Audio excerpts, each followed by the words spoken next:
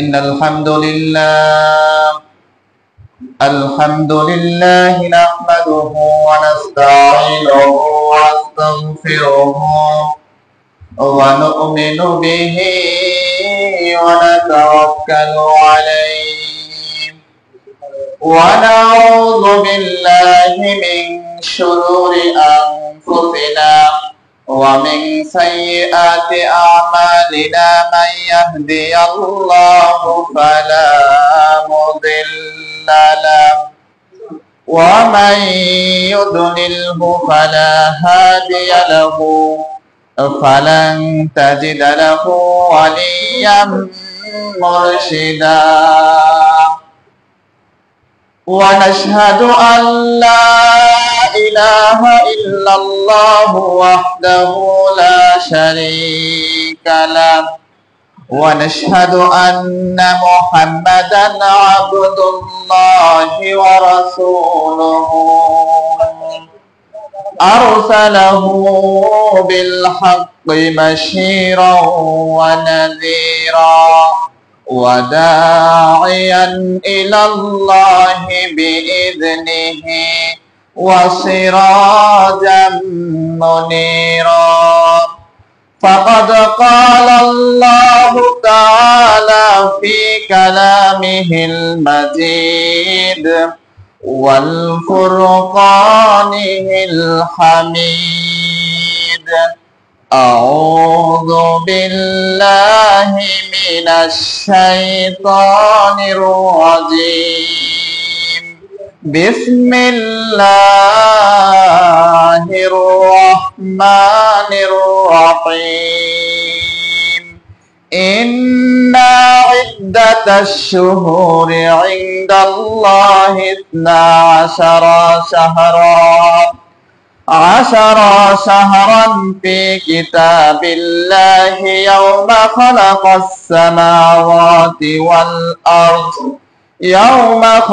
السماوات والأرض منها 4 حرم وقال رسول الله صلى الله عليه وسلم صيام يوم عاشوراء أحتسب على الله أن يكفر السنة قبله وقال عليه الصلاة والسلام সবাই বলেন اللهم صل على محمد وعلى آل محمد كما صليت على إبراهيم وعلى آل إبراهيم إنك حميد مجيد اللهم بارك على محمد وعلى آل محمد كما باركت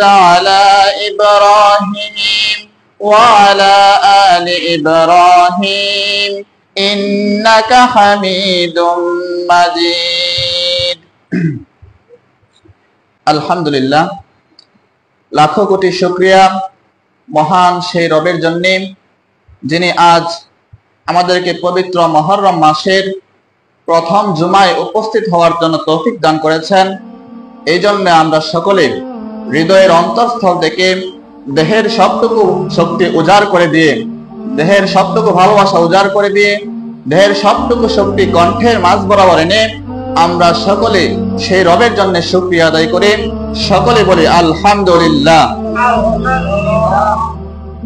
আজকে আরবি 1446 হিজরির প্রথম জুমা, মুহররম মাসের প্রথম জুমা।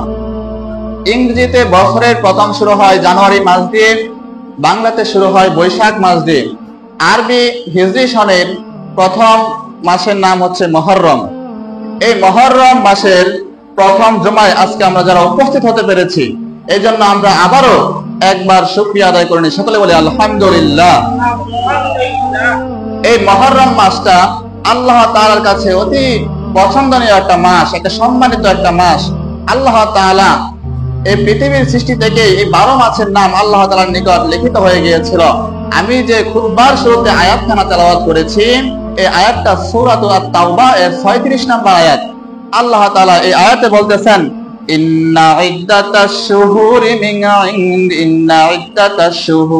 ইনদিল্লাহ, নিশ্চয়ই আল্লাহ তাআলার নিকট গণনা শুরু হয়েছিল, মাসের গণনা শুরু হয়েছিল ইনদাল্লাহি 12 মাসের গণনায় শুরু হয়েছিল, শাহরা ফি কিতাবিল্লাহ, আল্লাহর নিকট গণনা শুরু হয়েছিল ইয়াউমা খালাকাস সামাওয়াত, যেদিন থেকে আল্লাহ তাআলা আসমান জমিন সৃষ্টি করেছেন তখন থেকে আল্লাহ তাআলার নিকট এই 12 মাসের গণনা শুরু হয়েছিল।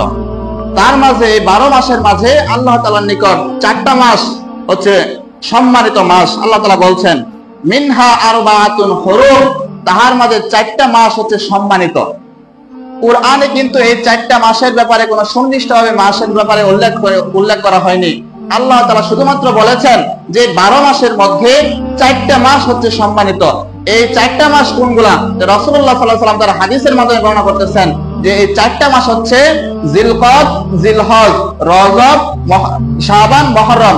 এই 4টা মাস হচ্ছে আল্লাহ তাআলার নিকট সম্মানিত। এই 4টা মাসের মাঝে আজকে যে মাসের যে প্রথম জুমা, এই প্রথম জুমাটা হচ্ছে মুহররম মাসের জুমা।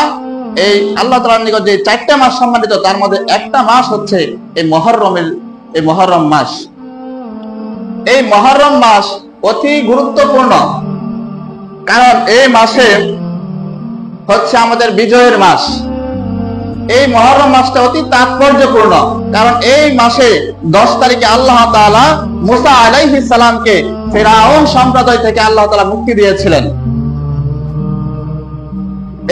এই মাসের যে আমরা আশুরা নামে পরিচিত একটা দিন আছে মুহররমের 10 তারিখ, এই আশুরা শব্দটি মূলত আরবি শব্দ, it is an Arabic word. এটা আশিরাতুন বা আশরুম শব্দ থেকে নিষ্পন্ন হয়েছে। এর অর্থ হচ্ছে 10। এই মুহররম মাসের 10 তারিখকে ইয়াউমে আশুরা বা আশুরার দিন বলা হয়। এই দিন আল্লাহ তাআলা হযরত মুসা আলাইহিস সালামকে ফিরআউন এর অত্যাচার থেকে আল্লাহ তাআলা মুক্তি দিয়েছিলেন এবং ফিরআউন সম্প্রদায়কে লোহিত সাগরের মাঝে ডুবিয়ে আল্লাহ তাআলা হত্যা করেছিলেন। এই দিন যেমন আমাদের বিজয়ের দিন, ঠিক তেমনি এই দিন আমাদের জন্য অত্যন্ত কষ্টের একটা দিন, কারণ নবীজির ওফাতের প্রায় 50 বছর পরে রাসূলুল্লাহ সাল্লাল্লাহু আলাইহি ওয়াসাল্লামের প্রাণপ্রিয় নাতি হযরত হুসাইন রাদিয়াল্লাহু তাআলা আনহুকে কারবালার প্রান্তরে তার পরিবার সহ শহীদ করা হয়েছিল। এই জন্য এই দিনটা যেরকম আমাদের একটা আনন্দের দিন, একটা বিজয়ের দিন, ঠিক তেমনি এই দিনটা আমাদের জন্য অত্যন্ত কষ্টের একটা দিন। কিন্তু এই কারবালার ঘটনার শুরু হওয়ার আগে থেকেই এই আশুরার দিনটি বিখ্যাত ছিল। আমরা বুখারী এবং মুসলিম শরীফ থেকে একটি হাদিস আপনাদেরকে পাঠ করে শোনাচ্ছি যে কারবালার ঘটার অনেক আগে থেকেই হযরত মুসা আলাইহিস সালামের আমল থেকেই এই আশুরার দিনটি বিখ্যাত ছিল।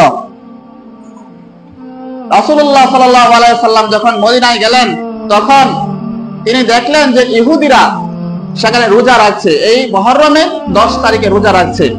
হাদিসটা হচ্ছে আন্না রাসূলুল্লাহ সাল্লাল্লাহু আলাইহি ওয়াসাল্লাম কাদিমাল মাদিনা, নবীজি যখন মদিনায় গেলেন ফাওয়াজাদাল ইয়াহুদু সিয়ামা ইয়াউমে আশুরা, তিনি সেখানের ইহুদিদেরকে সিয়ামে আশুরার দিন তিনি রোজা রাখা অবস্থায় পেলেন।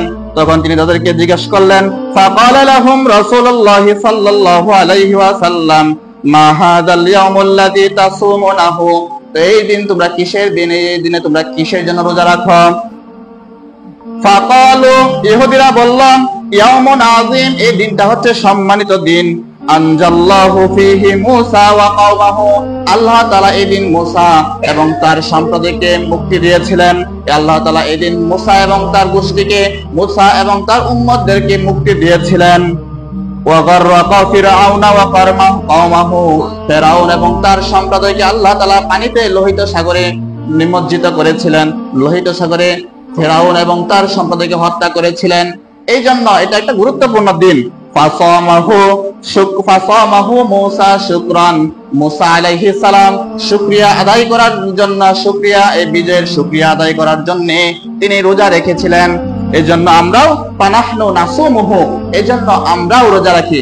মূসা আলাইহিস সালামকে আল্লাহ তাআলা এই দিন ফিরআউন সম্প্রদায় থেকে মুক্ত করেছিলেন বলে মূসা আলাইহিস সালাম এই দিনে শুকরিয়া আদায় করার জন্য, আল্লাহ তাআলার কাছে শুকরিয়া আদায় করার জন্য তিনি এই আশুরার দিনে রোজা রেখেছিলেন। এই জন্য আমরাও রোজা রাখি। তখন রাসূলুল্লাহ সাল্লাল্লাহু আলাইহি সাল্লাম বলেন, আহাক্কু ওয়া আউলা বিমূসা মিনকুম, নিশ্চয়ই তোমাদের চেয়ে, ইহুদীকে রাসূলুল্লাহ সাল্লাল্লাহু আলাইহি সাল্লাম বলতেছেন যে নিশ্চয়ই তোমাদের চেয়ে আমি এবং আমার উম্মত আরো বেশি মানি, আরো বেশি অনুসরণ করি। ফাসামাহু রাসূলুল্লাহ সাল্লাল্লাহু আলাইহি সাল্লাম, এরপর থেকে রাসূলুল্লাহ সাল্লাল্লাহু আলাইহি সাল্লাম এই মুহররমের 10 তারিখ মানে আশুরার দিন তিনি রোজা রাখলেন। ও আমারা বিসিয়ামিহি, এবং তিনি সাহাবীদেরকে তিনি রোজা রাখার জন্য আদেশ দিচ্ছেন। তিনি নিজে রোজা রেখেছেন এবং সাহাবীদেরকে রোজা রাখার জন্য আদেশ দিচ্ছেন। এই হাদিসটা মুত্তাফাকুন আলাই এ বর্ণিত আছে। এখন প্রশ্ন হচ্ছে মুত্তাফাকুন আলাই কাকে বলে? যে হাদিসটা ইমাম বুখারী এবং ইমাম মুসলিম তাদের নিজ নিজ হাদিস গ্রন্থে উল্লেখ করেছেন, এই রকম হাদিসকে মুত্তাফাকুন আলাই হাদিস বলা হয়। এই দিনটা আমাদের জন্য একটা বিজয়ের দিন হওয়া সত্ত্বেও এই দিন একটা আমাদের কষ্টের দিন। আমরা আরেকটি বিষয় অবগত করি যে বিজয়ের দিনে যদি কোনো শোকাবহ ঘটনা ঘটে যায়, সেই বিজয়ের দিন কিন্তু হারিয়ে যায় না। বিজয়ের দিনে কোনো দুর্ঘটনা ঘটে গেলেও আমরা কিন্তু পরে এই বিজয় দিবসকে আমরা হারিয়ে বিজয় দিবস আমরা উদযাপন করি। উদাহরণস্বরূপ বাংলাদেশের বিজয় দিবস কত তারিখ? বাংলাদেশের বিজয় দিবস কত তারিখ? 16 ডিসেম্বর। আল্লাহ না করুক এই 16 ডিসেম্বর যদি 2024 সালের যদি 16 ডিসেম্বরে যদি কোনো বড় একটা ট্র্যাজেডি বাংলাদেশে ঘটে যায়, কোনো বড় একটা দুর্ঘটনা যদি বাংলাদেশে ঘটে যায়, তাহলে কি পরের বছর মানে 2025 সালের 16 ডিসেম্বরকে আমরা উদযাপন করব না? বিজয় দিবস হিসেবে আমরা মনে থাকবে না? কারণ বিজয় দিবসের দিন যত ট্র্যাজেডি ঘটে যাক, যত দুর্ঘটনায় ঘটে যাক, এই বিজয়ের একটা তাৎপর্য আমাদের মাঝে থেকেই যায়। এই রাসূলুল্লাহ সাল্লাল্লাহু আলাইহি ওয়াসাল্লাম যে আশুরার যে রোজা রেখেছেন এবং সাহাবীদেরকে যে রোজা রাখার জন্য আদেশ দিয়েছেন, তাই আমাদেরও উচিত এই আশুরার রোজাটা রাখা। আমরা দুইটি কারণে আশুরার রোজা রাখবো। এক নাম্বার হচ্ছে এটা ছিল রাসূলুল্লাহ সাল্লাল্লাহু আলাইহি ওয়াসাল্লামের নিয়মিত আমল। নাসাই শরীফে বর্ণিত আছে রাসূলুল্লাহ সাল্লাল্লাহু আলাইহি ওয়াসাল্লাম 4টি আমল কখনো তিনি বাদ দিতেন না, 4টি আমল সব সময় তিনি করতেন। এক নাম্বার হচ্ছে সিয়াম ইয়াউমে আশুরা, আশুরার দিন, আশুরার দিনের রোজা। 2 নাম্বার হচ্ছে আরাফার জিলহজ মাসের প্রথম 10 দিনের আমল, অর্থাৎ জিলহজ মাসের প্রথম 9 দিনের রোজা তিনি কখনো ত্যাগ করতেন না। 3 নাম্বার হচ্ছে ফজরের আগে 2 রাকাত সুন্নাত, এই 2 রাকাত সুন্নাতও তিনি ত্যাগ করতেন না। 4 নাম্বার হচ্ছে প্রত্যেক মাসের আইয়ামে বেজের যে 3টা রোজা, আইয়ামে বেজের যে প্রত্যেক মাসের 3টা রোজা, এই 3টা রোজা তিনি কখনো ত্যাগ করতেন না। রাসূলুল্লাহ সাল্লাল্লাহু আলাইহি সাল্লাম প্রত্যেক জীবনে কোন সময় এই 4টা আমল তিনি ত্যাগ করেন নাই। 1 নাম্বার হচ্ছে সিয়াম ইয়াউমে আশুরা বা আশুরার দিনের রোজা। 2 নাম্বার হচ্ছে জিলহজ মাসের প্রথম 10 দিনের আমল, অর্থাৎ জিলহজ মাসের প্রথম 9 দিনের রোজা। 3 নাম্বার হচ্ছে ফজরের আগে 2 রাকাত সুন্নাত। 4 নাম্বার হচ্ছে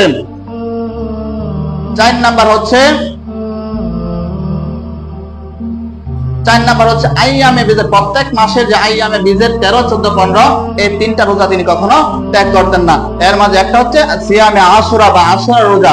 এই জন্য রাসূলুল্লাহ সাল্লাল্লাহু আলাইহি ওয়াসাল্লাম এর প্রাত্যহিক আমলের মাঝে মানে তিনি সারা জীবন যে আমলগুলা করেছেন এর মাঝে একটা হচ্ছে তিনি আশুরার রোজা রাখতেন। এই জন্য আমরা আশুরা রোজা রাখার যে 2টা কারণ উল্লেখ করবো, তার মধ্যে 1 নাম্বার কারণ হচ্ছে এটা রাসূলুল্লাহ সাল্লাল্লাহু আলাইহি ওয়াসাল্লামের নিয়মিত আমল ছিল। তিনি জীবনে যতদিন বেঁচে ছিলেন ততদিন তিনি আশুরার রোজা ত্যাগ করেন নাই। 2 নাম্বার হচ্ছে আশুরার রোজা আগে মুসলমানদের রমজানের রোজা ফরজ হওয়ার আগে এই আশুরার রোজা ফরজ ছিল। তখন এই আশুরার রমজানের রোজা ফরজ হওয়ার পরে এই আশুরার রোজা অপশনাল হয়ে গেলেও এর ফজিলত কিন্তু থেকেই যায়। এই আশুরার রোজা ঐচ্ছিক হয়ে গেলেও এর ফজিলত কিন্তু থেকেই গিয়েছে। রাসূলুল্লাহ সাল্লাল্লাহু আলাইহি ওয়াসাল্লাম মুসলিম শরীফের একটা হাদিসে বলতেছেন সিয়াম ইয়াউমে আশুরা আহতাসিবু আলাল্লাহি আইকাফিরু সানাতা ক্বাবলাহু, অর্থাৎ এই আশুরার রোজার মাধ্যমে পূর্ববর্তী বছরের মানে আগের বছরের সমস্ত গুনাহ আল্লাহ তাআলা ক্ষমা করে দেন। সকলে বলে সুবহানাল্লাহ।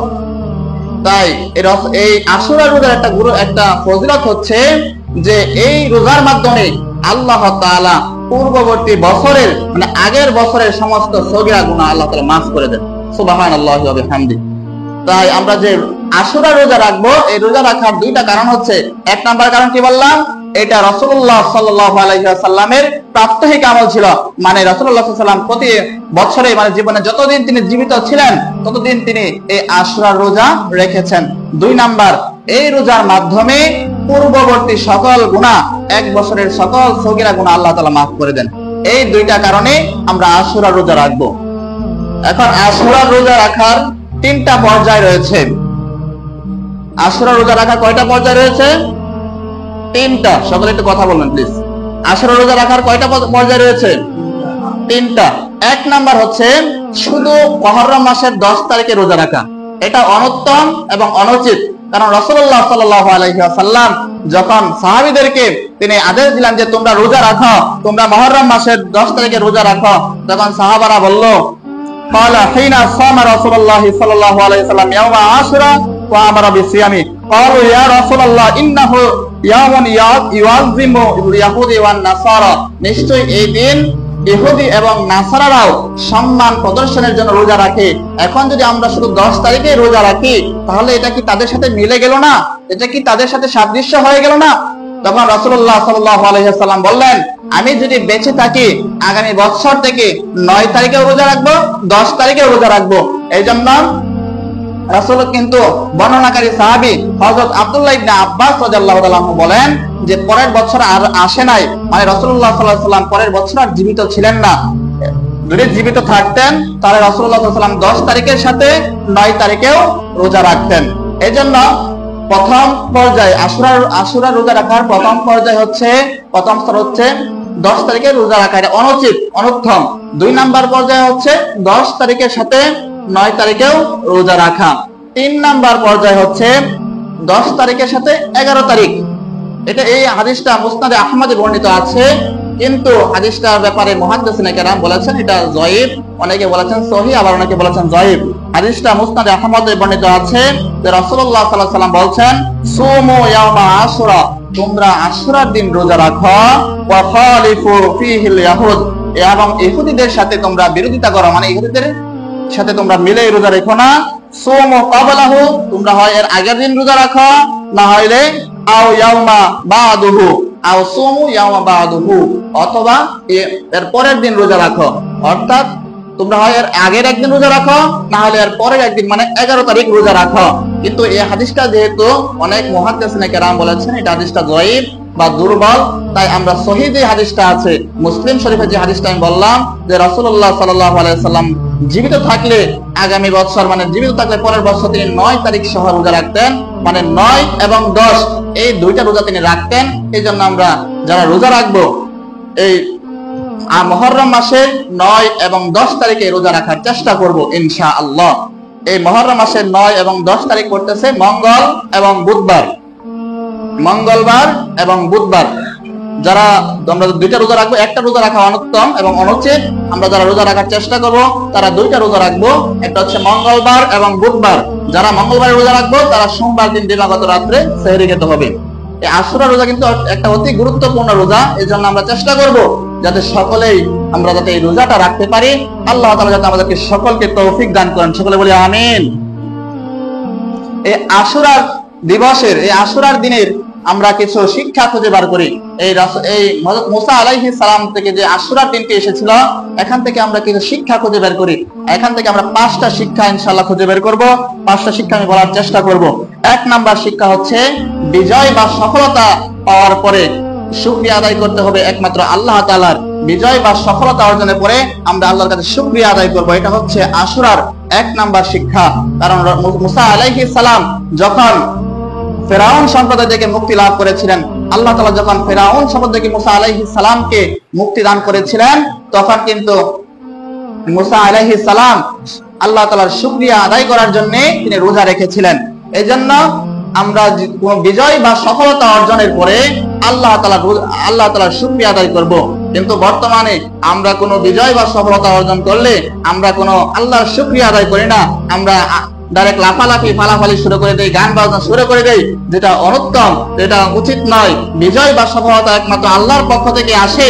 এজন্য এই বিজয় বা সফলতা অর্জনের পরে আমরা আল্লাহ তাআলার শুকরিয়া আদায় করব। এটা হচ্ছে আশুরার এক নাম্বার শিক্ষা। আশুরার 2 নাম্বার শিক্ষা হচ্ছে বিজয় আসলে রোজা রেখে আল্লাহ তাআলার কাছে শুকরিয়া আদায় করা, আল্লাহর কৃতজ্ঞতা জানানো, রোজা রাখার মাধ্যমে আল্লাহ তাআলার শুকরিয়া আদায় করা। এটা হচ্ছে আশুরার 2 নাম্বার শিক্ষা। কেননা মুসা আলাইহিস সালামকে যখন আল্লাহ তাআলা ফেরাউন সম্পদ থেকে মুক্তি দিয়েছিলেন তখন, এবং ফেরাউন সম্পদ থেকে যখন আল্লাহ তাআলা লোহিত সাগরে ডুবিয়ে মেরেছিলেন, তখন তিনি এই দিনের সম্মান জানানোর জন্য, আল্লাহ তাআলার শুকরিয়া আদায় করার জন্য তিনি রোজা রেখে তিনি এই দিন আল্লাহ তাআলাকে শুকরিয়া আদায় করেছিলেন। এই জন্য আমরা যে কোনো বিজয় বা সফলতা অর্জনের পরে আমরা আল্লাহ তাআলার কাছে রোজা রেখে কৃতজ্ঞতা জানাবো, আল্লাহ তাআলার শুকরিয়া আদায় করব। 3 নাম্বার, লোহিত সাগরের কাছে আসলেন, তখন মুসা আলাইহিস সালামের উম্মতরা বলতেছিল, হে মুসা, এখন তো আমরা ধরা খেয়ে গেছি, এখন তো আমাদের বাঁচাবার কোনো পথ নাই, কারণ পিছনে হচ্ছে ফেরাউনের সম্প্রদায়, সামনে হচ্ছে লোহিত সাগর। তখন মুসা আলাইহিস সালাম বললেন, হে আমার সম্প্রদায়, তোমরা এই কথা বলো না, কারণ যে আল্লাহ তাআলা আমাদেরকে দেশ তোমরা আল্লাহর প্রতি ভরসা রাখো। তখন আল্লাহ তাআলা একটি পথ, এই সাগরের উপর দিয়ে একটি ব্রিজ নির্মাণ করে দিয়েছিলেন। তখন মুসা আলাইহিস সালামের সম্প্রদায় এই ব্রিজের মাধ্যমে তারা এই সাগর অতিক্রম করেছিল, এবং ফেরাউন সম্প্রদায়কে আল্লাহ তাআলা এই লোহিত সাগরে ডুবাইয়া আল্লাহ তাআলা তাদেরকে হত্যা করেছিলেন। এই জন্য আশুরার দিনের 3 নাম্বার শিক্ষা হচ্ছে কোনদিন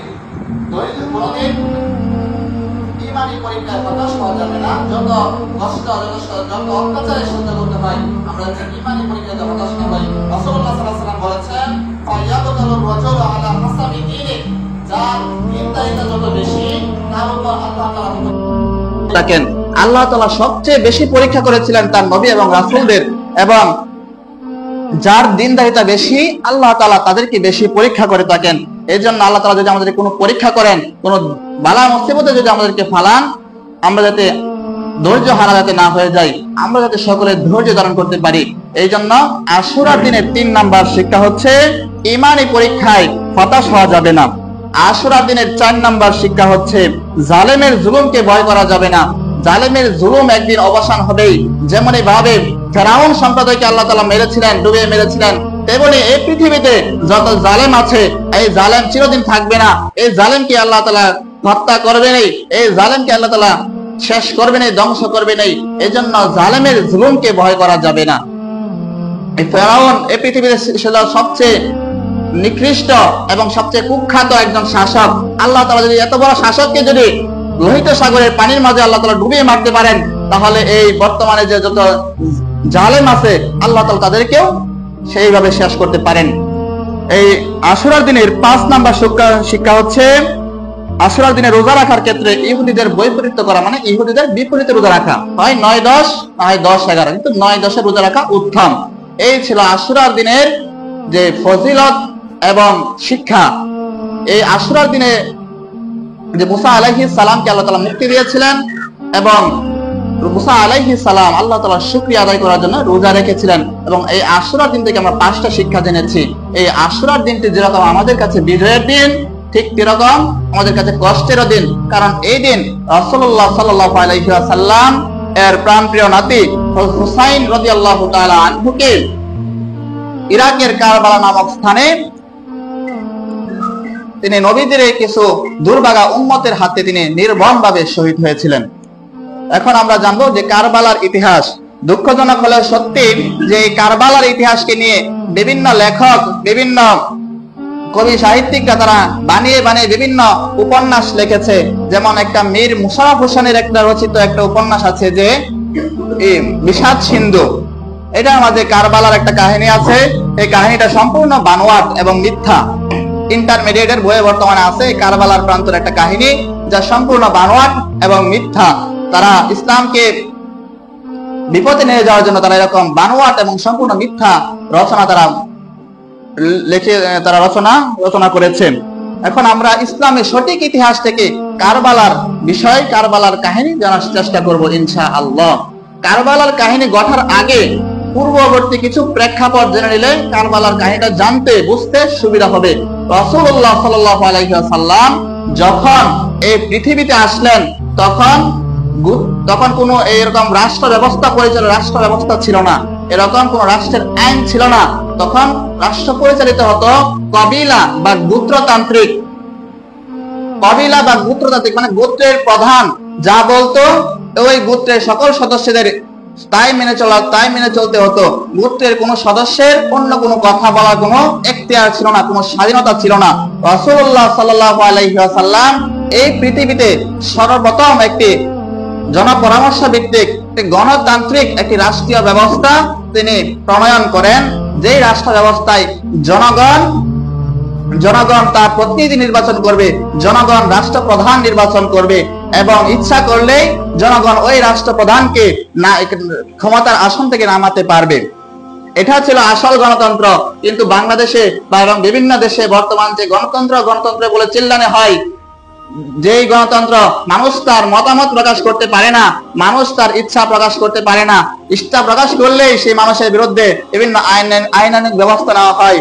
কিন্তু রাসূলুল্লাহ সাল্লাল্লাহু আলাইহি ওয়াসাল্লাম এই পৃথিবীতে যে রাষ্ট্রীয় ব্যবস্থা তিনি তৈরি করে গিয়েছিলেন, সেই রাষ্ট্র ব্যবস্থায় জনগণ সরাসরি রাষ্ট্রপ্রধানের বিভিন্ন ভুল ধরে দিতে পারতেন এবং সমালোচনা করতে পারতেন, এতে কোনো সমস্যা ছিল না। কিন্তু বর্তমান বাংলাদেশে যদি কোনো একটা নেতার বিরুদ্ধে কোনো একটা ভুলও ধরে দেওয়া হয়, তবু তার অস্তিত্ব থাকে না, তাকে বিভিন্ন গুম আর বিভিন্ন ধরনের হত্যা পর্যন্ত করা হয়।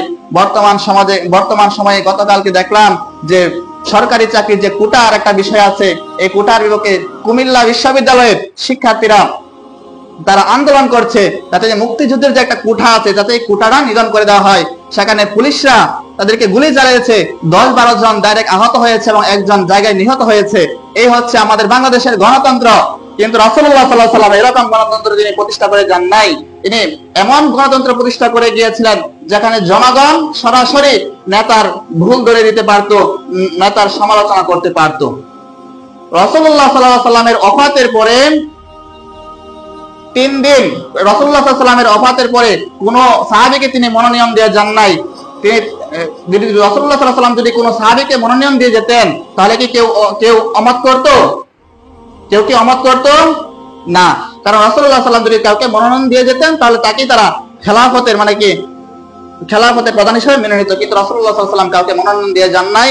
এরপর সাহাবীগণ 3 দিন সিফিন নামক স্থানে তারা পরামর্শ করে হযরত আবু বকর রাদিয়াল্লাহু তাআলা আনহুকে তারা খেলাফতের আসনে বসায়। হযরত আবু বকর রাদিয়াল্লাহু 11 থেকে 13 হিজরি এই 2 বছর তিনি অত্যন্ত সফলতার সাথে রাষ্ট্র পরিচালনা করেন। হযরত আবু বকর রাদিয়াল্লাহু তাআলা আনহু এর ওফাতের পর তিনি হযরত উমর রাদিয়াল্লাহু তাআলা আনহুকে তিনি মনোনয়ন দিয়ে যান। হযরত উমর রাদিয়াল্লাহু এর রাষ্ট্র ব্যবস্থা চলাকালীন এই ইসলাম পৃথিবীতে অনেক দূর অগ্রসর হয়, অনেক দেশে ইসলাম ছড়িয়ে পড়ে। তিনি 13 থেকে 23 এই মোট 10 হিজরি, এই মোট 10 বছর তিনি অত্যন্ত সফলতার সাথে তিনি রাষ্ট্র ব্যবস্থা পরিচালনা করেন। হযরত উমর রাদিয়াল্লাহু তাআলা এর ওফাতের পূর্বে তিনি 6 সদস্য বিশিষ্ট একটা মনোনয়ন বোর্ড নির্বাচন করে থেকে যান, যারা মানুষের সাথে পরামর্শ করে পরবর্তী খলিফা নিযুক্ত করবেন। হযরত উমর রাদিয়াল্লাহু তাআলা এর ওফাতের পর এই 6 সদস্যের মনোনয়ন বোর্ড তারা মানুষের সাথে পরামর্শ করে হযরত উসমান রাদিয়াল্লাহু তাআলা আনহুকে মনোনয়ন দিয়ে যান। তিনি খলিফার এই খেলাফতের দায়িত্ব তার হাতে প্রত্যাবর্তন করে। যখন জিলকদ মাস আসে, তখন এই মদিনার কিছু বিদ্রোহী তারা হযরত উসমান রাদিয়াল্লাহু তাআলা আনহু এর বাড়িঘর আটক করে। তখন সাহাবীরা বলল, হে খোলাফায়ে রাশিদিন, হে নেতা, আপনি আমাদেরকে বলুন, আপনি আমাদেরকে আদেশ দিন যে এই বিদ্রোহীদেরকে আমরা হত্যা করে ফেলি। তখন উসমান রাদিয়াল্লাহু তাআলা আনহু বলেন, আমি এই নির্দেশ দিতে পারি না, আমি এই নির্দেশ দিয়ে মুসলমানদের মাঝে রক্তপাত করতে চাই না। তোমরা তাদেরকে বোঝাও যে তোমরা যা বলছো তা তোমরা অন্যায়, তোমরা মিথ্যা বলছো, তোমরা যা করছো তোমরা তা অন্যায় করছো, তোমরা তাদেরকে বোঝাও। আমি যুদ্ধের আদেশ দিতে পারি না। তখন জিলকদ মাসে যখন অধিকাংশ সাহাবী যখন হজ করার জন্য মক্কায় এসে পড়ে, তখন এই সুযোগে বিদ্রোহীরা হযরত উসমান রাদিয়াল্লাহু তাআলা আনহু এর প্রাসাদ তারা আটক করে এবং উসমান রাদিয়াল্লাহু তাআলা আনহুকে নির্মমভাবে তারা হত্যা করে। এরপর সাহাবীরা উসমান রাদিয়াল্লাহু তাআলা আনহু এর ওফাতের পর সাহাবীরা পরামর্শ করে হযরত আলী রাদিয়াল্লাহু তাআলা আনহুকে খেলাফতের দায়িত্ব দেন। হযরত আলী রাদিয়াল্লাহু তাআলা আনহুকে খেলাফতের দায়িত্ব দিলে তখন সিরিয়ার গভর্নর ছিলেন মুয়াবিয়া রাদিয়াল্লাহু তাআলা আনহু। মুয়াবিয়া রাদিয়াল্লাহু তাআলা আনহু ছিলেন রাসূলুল্লাহ সাল্লাল্লাহু আলাইহি ওয়াসাল্লামের একজন জলিল কদর সাহাবী।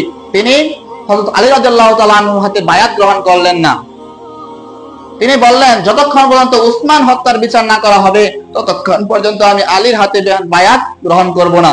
অনেকেই মনে করেন যে মুয়াবিয়া রাদিয়াল্লাহু তাআলা আনহু আলী রাদিয়াল্লাহু তাআলা আনহু এর খেলাফতের বিরোধিতা করেছিলেন। তিনি খেলাফতের জন্য তিনি আগ্রহ ছিল। একবার মুয়াবিয়া রাদিয়াল্লাহু তাআলা আনহুকে জিজ্ঞাসা করা হলো, হে মুয়াবিয়া, আপনি কি আলী রাদিয়াল্লাহু তাআলা আনহুর বিরোধিতা করছিলেন? আপনার কি এই খেলাফতের দায়িত্বের জন্য আপনার কি আগ্রহ ছিল যে আপনি যে প্রথমে আলী রাদিয়াল্লাহু তাআলা আনহু এর খেলাফতে আপনি বায়াত গ্রহণ করেন নাই?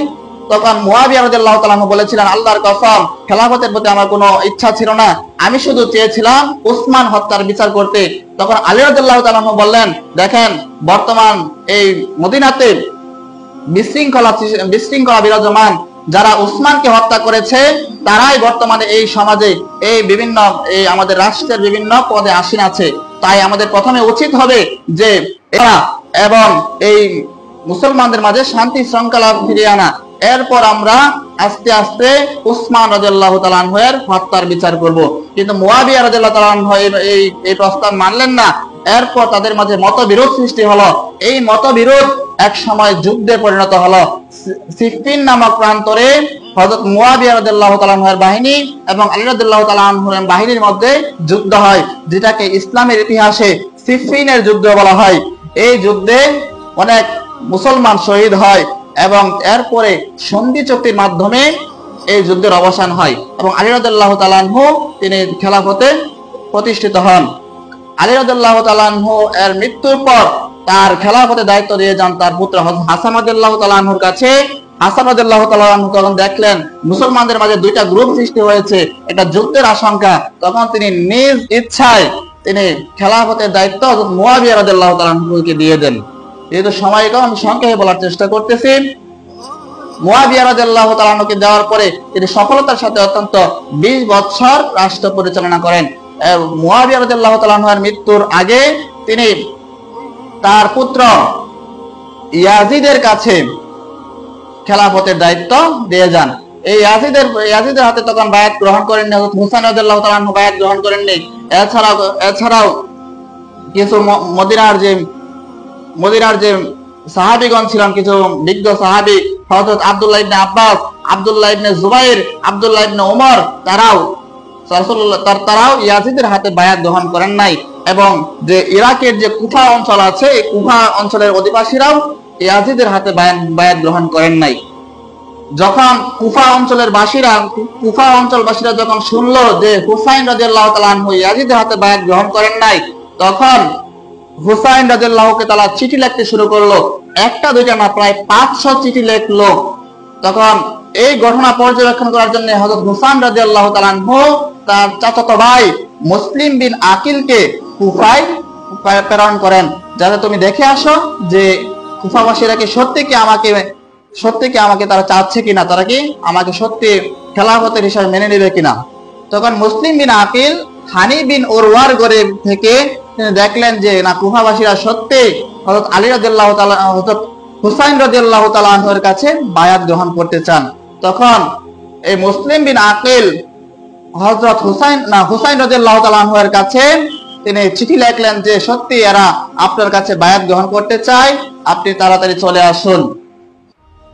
ইয়াজিদ যখন এই ঘটনা শুনল, তখন সে বসরার গভর্নর উবাইদুল্লাহ বিন জিয়াদকে তিনি কড়া নির্দেশ দিলেন যাতে হুসাইন রাদিয়াল্লাহু তাআলা আনহু যাতে কোনোভাবে কুফা অঞ্চলে প্রবেশ করতে না পারে এবং যাতে সে বায়াতের কাজ না করতে পারে। তিনি খুবই কড়াভাবে তিনি নির্দেশ দিলেন যে বসরার গভর্নর উবাইদুল্লাহ বিন জিয়াদ, এই উবাইদুল্লাহ বিন জিয়াদ ছিল অত্যন্ত একটা কঠোর মানুষ, অত্যন্ত কঠোর হৃদয়ের অধিকারী। তখন তিনি এই উবাইদুল্লাহ বিন জিয়াদ তিনি কুফায় আসলেন এবং তিনি দেখলেন, তিনি গুপ্তচরের মাধ্যমে তিনি মুসলিম বিন আকিলের সমস্ত কর্মকাণ্ড তিনি লক্ষ্য করলেন। এরপর মুসলিম বিন আকিল তিনি উবাইদুল্লাহ বিন জিয়াদ এর প্রাসাদ তিনি আটক করলেন। প্রায় 4000 সৈন্য নিয়ে, প্রায় 4000 লোক নিয়ে তিনি উবাইদুল্লাহ বিন জিয়াদ এর প্রাসাদ ঘেরাও করলেন।